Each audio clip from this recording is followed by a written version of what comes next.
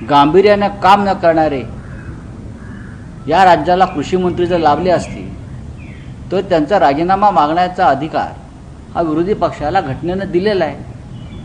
अजित पवारांना टार्गेट कशा करतायत? अजित पवारांना जेव्हा टार्गेट केलं तेव्हा ते भाजपात सामील झाले, प्रश्न संपला त्यांचा.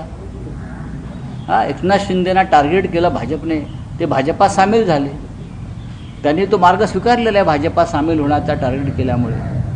अशा प्रकारचे अनेक भ्रष्टाचारी गुंड बलात्कारी हे भाजपात सामील होतात टार्गेट झाल्यावरती. तर नवीन काय आहे? त्यांचा आज वाढदिवस आहे. देवेंद्र फडणवीस आणि अजित पवार यांच्या दोघांसोबतही काम करण्याचा तुमचा अनुभव आहे. कोणत्या शब्दात त्यांना शुभेच्छा द्या? बघा, दोन्हीही नेते, मग देवेंद्र फडणवीस जे असतील किंवा अजित पवार असतील, या दोघांबरोबर मी जरी प्रत्यक्ष सरकारमध्ये नसलो कधीच, तरीही आमचे लोक त्यांच्या मंत्रिमंडळामध्ये होते. आमच्या गाठीभेटी वारंवार तेव्हा झालेल्या आहेत.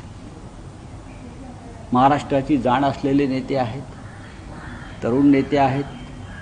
त्याच्यामुळे त्यांना आमच्या शुभेच्छा असणारच. फक्त तुम्ही महाराष्ट्राचं कल्याण करा, मराठी माणसाचं कल्याण करा आणि आपल्या राजकीय विरोधकांशी सुडानं वागू नका, हे काल सुप्रीम कोर्टानं सुद्धा बजावलेलं आहे.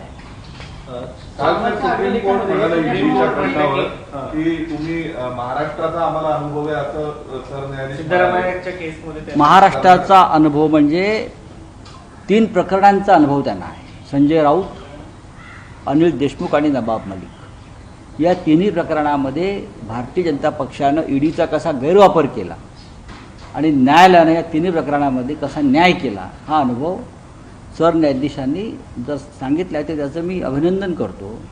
आज ज्यांच्यावरती ईडीने कारवाई केल्या ते सगळे भाजपात आहेत. म्हणजेच ईडीचा राजकीय हत्यार म्हणून वापर केला गेला.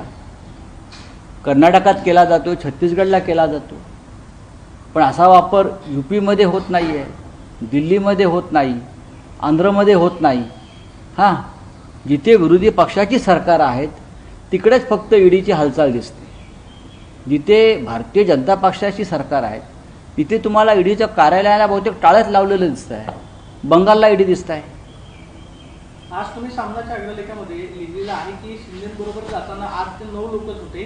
त्यानंतर त्यांना मात्र फडणवीसांकडून धमक्या देण्यात आल्या की तुम्ही जा नाही तर तुमची सीडी बाहेर काढू. अशी किती लोक होती? जवळपास तुम्ही 18 आमदारांचा उल्लेख केला, त्याच्यामध्ये 4 एकनाथ शिंदे यांची ताकद 8 आमदारांचीच होती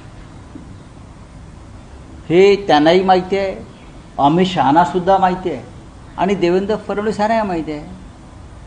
2 बोनस देऊ, 10 पकडा, आम्हाला माहिती आहेत ना कोण 10 ते. 2 तळ्यात मळ्यात होते. उरलेले सगळे अमित शहा आणि देवेंद्र फडणवीसांनी पाठवले ना. मग हॅनी ट्रॅपची सीडी असतील, पेन ड्राईव्ह असतील, जे रात्रीच्या अंधारात वेश पालटून त्याचं प्रेझेंटेशन झालं काही ठिकाणी, हे सगळं त्या काळात झालेलं आहे आणि त्यामुळे जे सरकार पाडण्यात आलं. आमदारांनी आणि आमचे 4 खासदार ते त्यामुळेच गेले. तुम्हाला नावही माहिती आहेत ती, बरं का. आमचे 4 खासदार हे फक्त त्याच कारणामुळे गेले.